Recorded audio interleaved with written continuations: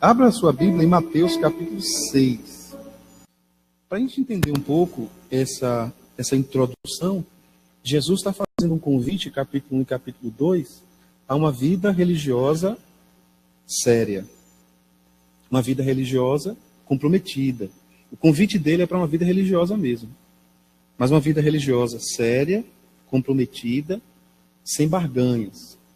Jesus está dizendo assim: qual é a intenção da sua oferta? Qual é a intenção da sua esmola? A ideia da esmola, ele dá o que sobrou. Dá com pena e não por misericórdia. A ideia da fé cristã não é uma ideia da pena, é a ideia da misericórdia. Então Jesus está dizendo: tomem cuidado para que vocês não façam de qualquer jeito, para que vocês não façam diante dos homens, para que vocês não façam com hipocrisia. Agora, o que eu e você precisamos perceber nesse texto é que ele está dizendo assim: olha, deres a esmola, não toque trombeta. A trombeta, tanto no Antigo quanto no Novo Testamento, ela é um convite, né? Então, eu estou dando oferta.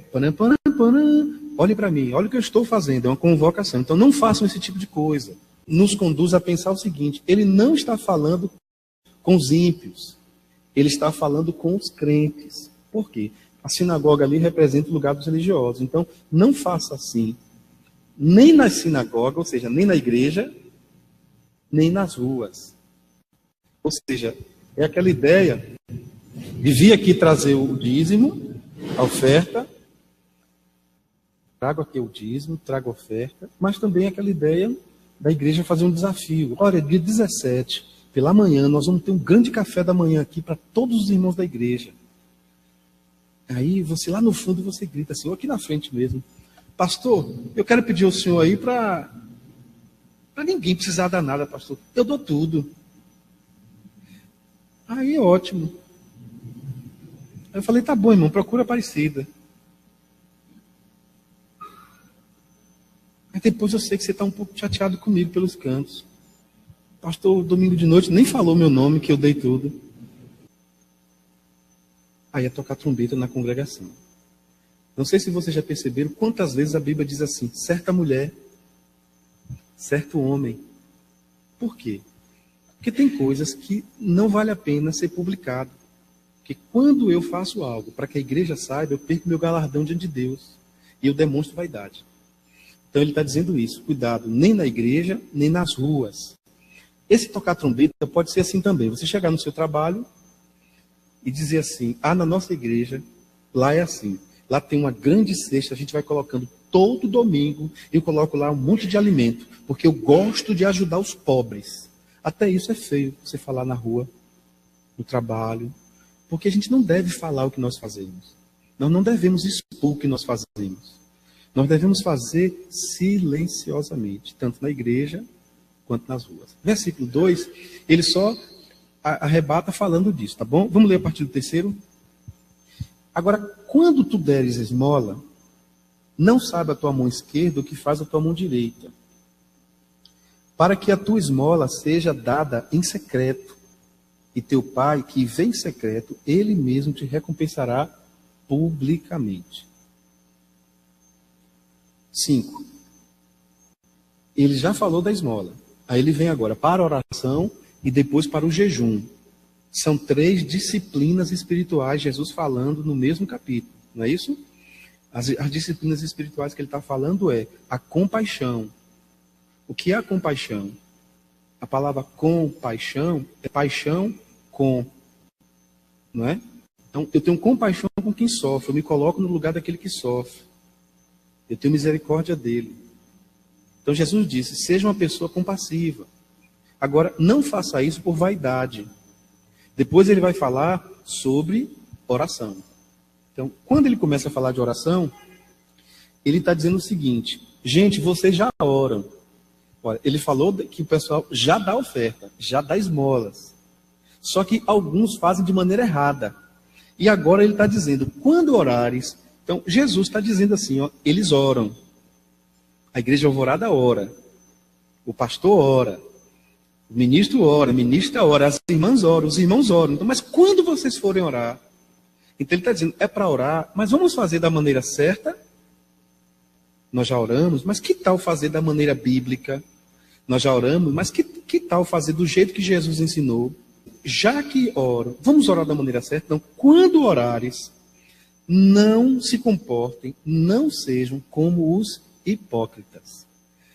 É interessante, irmãos, que Jesus repete essa palavra hipócritas, hipocrisia, que dá a ideia de um sepulcro caiado, dá a ideia de um sepulcro que tinha que ser utilizado só uma vez, mas ele foi utilizado já, e reutilizado, e lá dentro ficou restos mortais. E aí o que a pessoa faz? Ela vai lá, faz uma limpeza superficial e pinta, caia. Um sepulcro que foi maquiado, pintado, camuflado. Então, não faça isso. Não seja uma pessoa camuflada, viu, pastor? Por quê? Gostam de orar em pé nas sinagogas e nos cantos das praças. Ali, ele está combatendo a ideia de orar em qualquer lugar. Não há nenhum problema em terminar uma reunião cultica aqui, está aqui, e aí Tina chega assim: oi, irmã Miriam, a irmã pode orar por mim aqui? Estou com meu coração um pouquinho aflito. E aí a irmã Miriam encosta com Tina ali, ora. Ou até ali no fundinho da igreja, não tem problema. O que ele está dizendo é o seguinte: esse comportamento desses irmãos eram comportamentos de publicação. Eles queriam orar sempre em pé. Porque a posição, a postura de estar em pé nesse contexto é uma postura de demonstração pública. É um convite aos olhares virem para ele. Então eu fico em pé e todo mundo olha para mim. O que é que ele está fazendo? Ele está orando. Ele é um homem de oração. Então o que a Bíblia está combatendo? A Bíblia está combatendo a autoexaltação. Quando você mostra para as pessoas que você ora, quando você diz que você ora, talvez a sua motivação esteja errada. Então ele diz assim: cuidado para você não ficar até nas praças com a intenção de ser visto pelas pessoas. Aí ele vai dizer: em verdade vos digo que as pessoas que fazem isso já receberam sua recompensa. O que a Bíblia está querendo nos dizer aí, irmãos, é que o processo de oração sempre há recompensa. Você sabe, nós somos tentados a não acreditar na oração como deveríamos acreditar. Mas eu afirmo para os irmãos e para minhas irmãs que a oração tem poder. Tá bom? Verso 6. Mas tu, quando orares... Repara que coisa interessante, irmão. Primeiro ele abre o verbo falando de todos. Quando orares. Depois ele diz: mas tu, quando orares, entra no teu aposento, entra no teu quarto, fecha a porta. Meus irmãos, vamos admitir que você tem um quarto para orar. Mas vamos pensar num quarto daqueles antigos que não tinha porta, tinha só uma cortina. Ô pastor, então quer dizer, eu sou uma pessoa muito paupérrima, eu tenho uma casa que não tem porta, só tem uma cortina, então eu não posso orar porque eu não tenho porta, né, pastor? Jesus não está falando de um quarto físico. O que Jesus está dizendo é o seguinte: é bom que na minha casa eu tenha um lugar reservado para oração. Eu sei que alguns irmãos talvez não percebam, mas nós acompanhamos um jovem há muito tempo atrás, que ele vivia numa casa muito cheia de turbulência, muitos problemas. Qual era o único lugar que ele podia orar? Porque no quarto dele dormiam 6 irmãos. Sabe qual era o único lugar para fechar a porta para orar e ter paz? No banheiro. Então ele fechava a porta do banheiro e ele, porque a mãe gritava muito, então ele ligava o chuveiro, batia a mão um pouquinho e era aquele tempo que ele tinha de oração. Aqui na igreja, a irmã ora, o pastor ora. E quando alguém ora, eu vou caindo nesse comodismo de participar apenas de oração comunitária. E o que Jesus está dizendo é o seguinte: a oração comunitária é importante, mas a oração individual não pode ser feita de forma corrida. Você tem que ter o seu quartinho, o seu lugar, onde você zera a sua agenda. E aí eu quero dar alguns detalhes sobre isso. Fechar a porta significa desligar o celular, desligar o Wi-Fi, o WhatsApp, tirar o telefone convencional, desligar a TV, desligar o computador. Fechar a porta significa ter um tempo com Deus. Pastor, Mas essa oração que eu faço enquanto dirijo, não é válida? É. Pastor, mas a oração que eu faço na hora do almoço é válida? É. Mas nesse caso, Jesus está dizendo que há momentos que nós precisamos entrar no quarto. Por quê? O meu coração é um quarto. Eu entro no quarto, Jesus entra no meu quarto. Mas aqui Jesus não entra no meu quarto? Entra. Mas ele está falando de uma outra coisa. Porque aqui eu não posso falar tudo. Eu não posso falar o que eu senti ontem. Mas Jesus entende o que eu senti. Talvez algum irmão não entenda. O pastor pediu oração pelo um cachorro. Foi. Em alguns momentos eu duvidei. Mas eu orava. E aí eu quero te dizer o seguinte. Não esqueça de entrar no quarto. Porque o quarto, com Deus, é um lugar de verdade. E às vezes no quarto, você vai dizer, Deus, não estou nem acreditando mais. Aí Deus vai dizer assim, fique tranquilo, meu filho.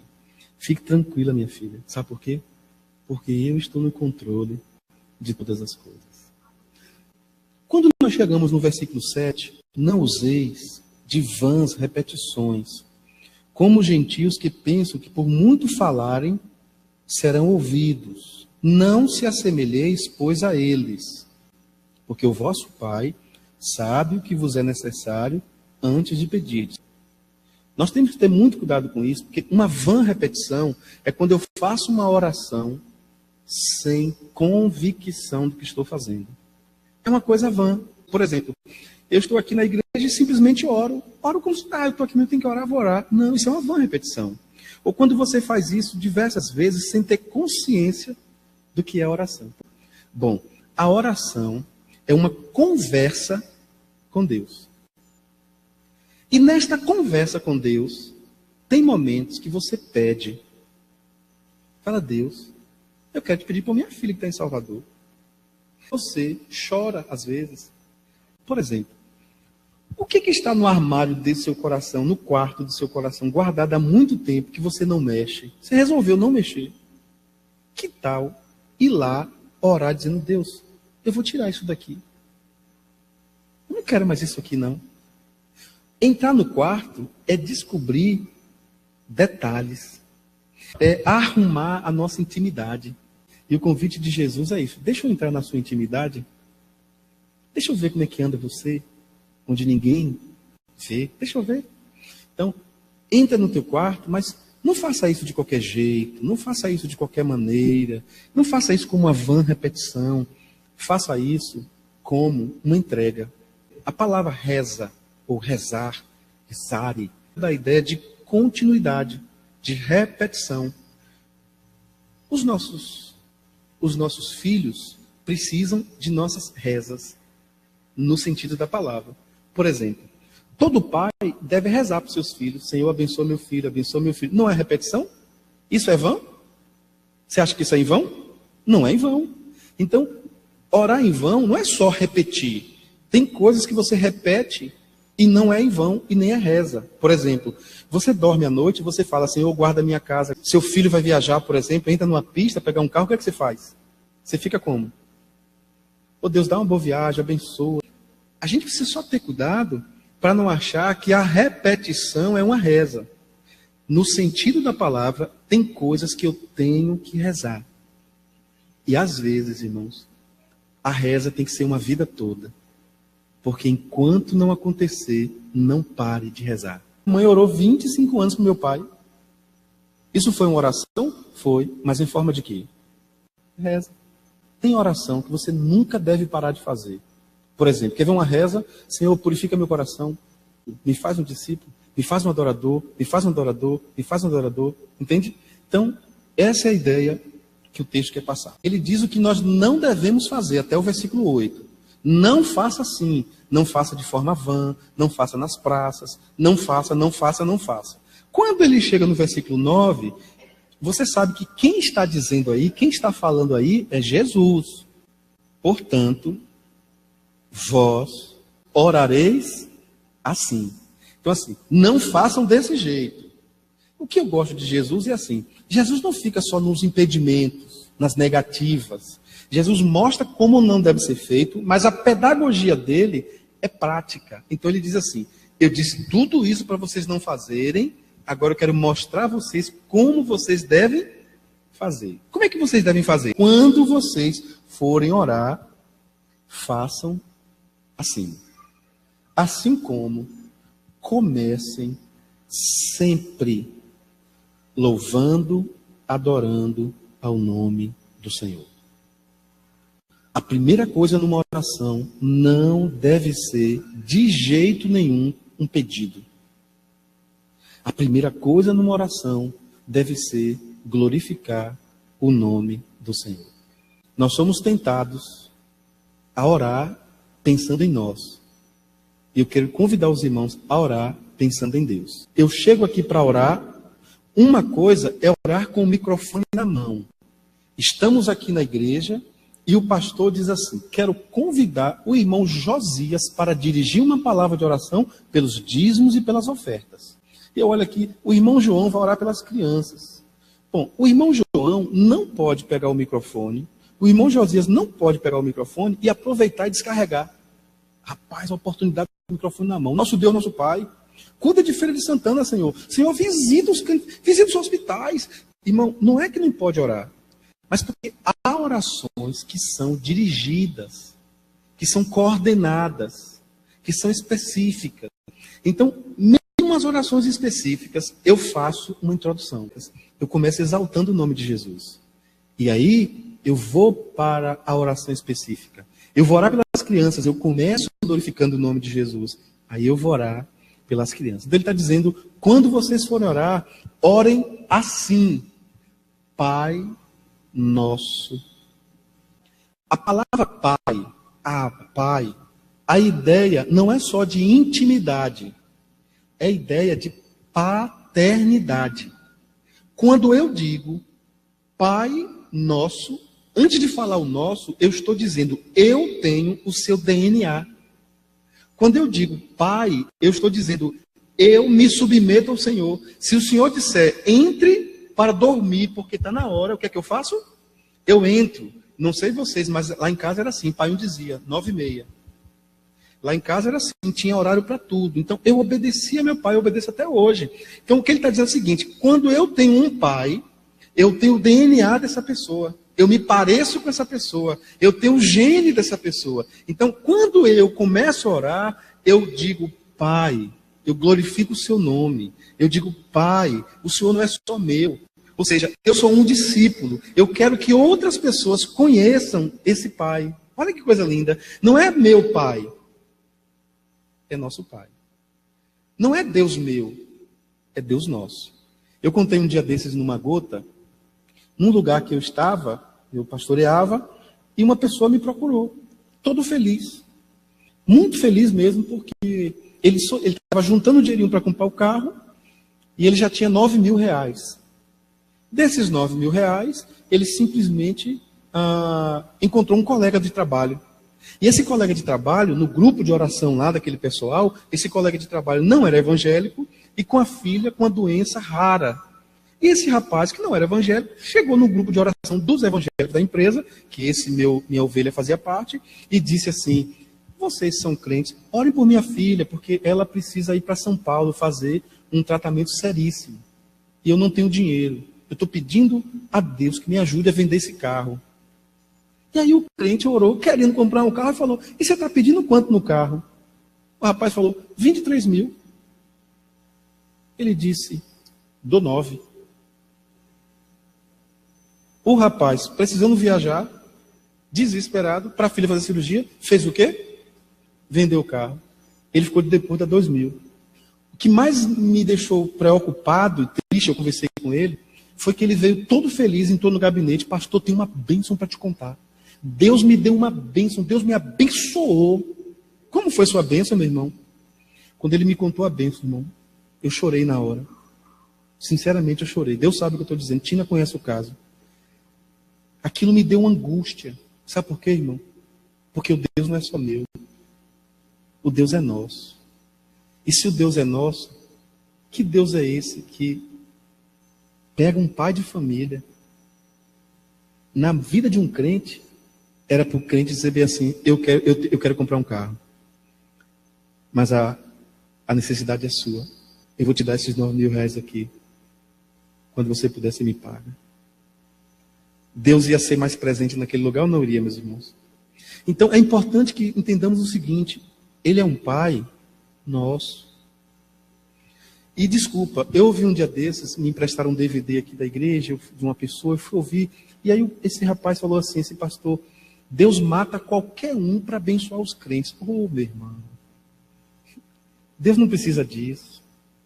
Acabou isso. O tempo da graça acabou isso. O que eu quero dizer para os irmãos é que Deus não é só de quem está aqui dentro.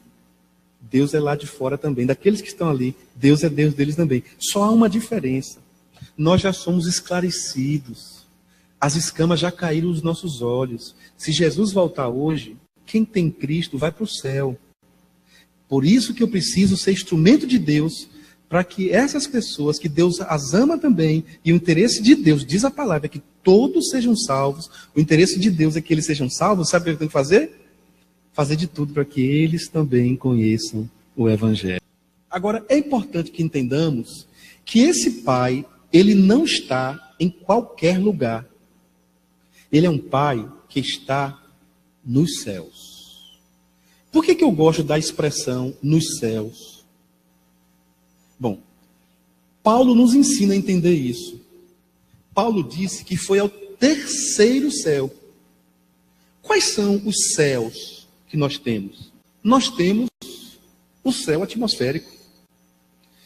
Nós temos o céu galáctico. E nós temos o céu morada eterna. O que ele está querendo dizer ali, ele é o Deus daqui, dos ares e da eternidade. Mas isso só é possível, essa compreensão, quando eu percebo assim, que ele é Pai nosso, que está nos céus. Meu coração precisa ser um céu de Deus, um habitar de Deus. Deus quer morar no meu coração. Se Deus morar no meu coração, o meu coração será um céu. E se Deus morar no meu coração e meu coração for um céu, eu vou chegar em casa e minha casa vai ser um céu. E se Deus morar no meu coração, eu chego no trabalho, o meu trabalho vai ser porque o céu, irmãos, o céu não é céu porque é céu. O céu só é céu por causa da presença de Deus. Se Deus sair do céu, o céu vira inferno. Que palavra dura. É porque o céu só é céu por causa de Deus. E o inferno é inferno por quê? Porque o diabo está lá? Não, o inferno é inferno porque Deus não está lá. Deus só está lá com a existência, subsistindo aquele lugar. Mas no inferno não há manifestação de Deus. Mas no céu é manifestação o tempo todo da presença de Deus. Amém, meus irmãos? Nos céus, santificado seja o teu nome. Então ele diz assim: Pai nosso que estás nos céus, santificado seja o teu nome. Nós já sabemos que não é a minha oração que santifica o nome de Deus. O nome de Deus, ele já é santo. Santo por si só. Por isso que a Bíblia diz assim: não use o nome de Deus em vão. Por que não podemos usar o nome de Deus em vão? Porque Deus é santo, o nome dele é santo. Por exemplo, meu Deus, não vai dar tempo, meu Deus, não vai dar tempo. Olha, irmãos, eu sei que isso também faz parte da nossa cultura. Faz parte da nossa cultura. Só que nós devemos, aos poucos, ir enxugando os nossos lábios acerca do nome de Deus. Aos poucos. Sabe por quê, irmãos? Porque o nome de Deus deve ser reverenciado. Ele não pode ser usado inconscientemente. Seria bom que nós fizéssemos um trabalho, psíquico inclusive, de não ficar usando o nome de Deus em vão. Eu juro por Deus, meu irmão.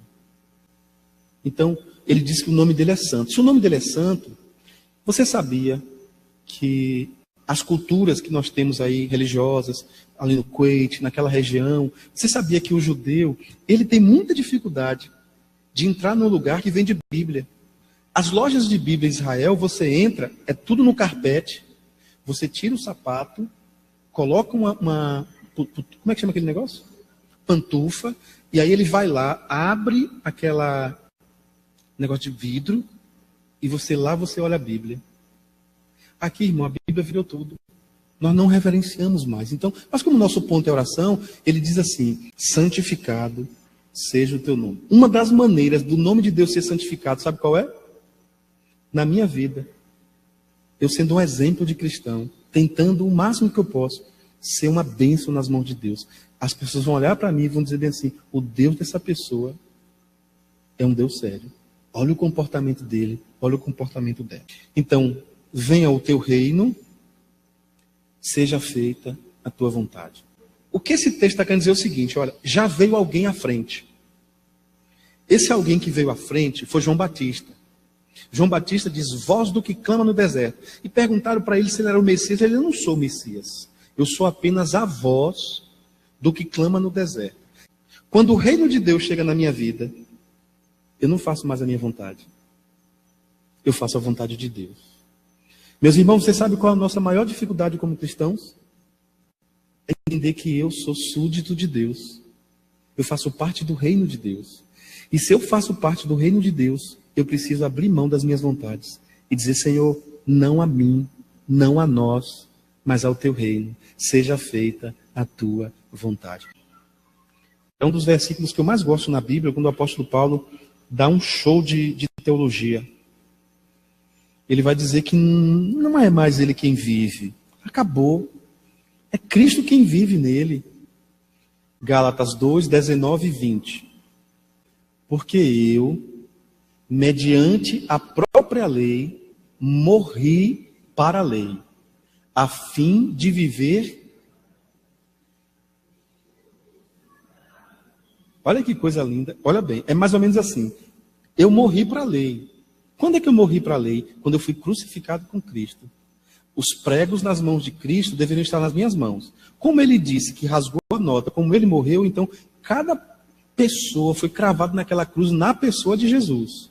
Ele vai dizer: logo, se eu já estou crucificado com Cristo, logo, já não sou eu quem vive. É claro, meus irmãos, é claro que os irmãos sabem que o apóstolo Paulo não está dizendo que você perdeu vontade, você continua com vontade, só que as suas vontades agora são submetidas a Deus. Então, logo, não sou eu quem vive, é Cristo que vive em mim, mas Cristo vive em mim. E ele diz: e esse viver que agora tenho na carne, está vendo? Eu vivo é pela fé.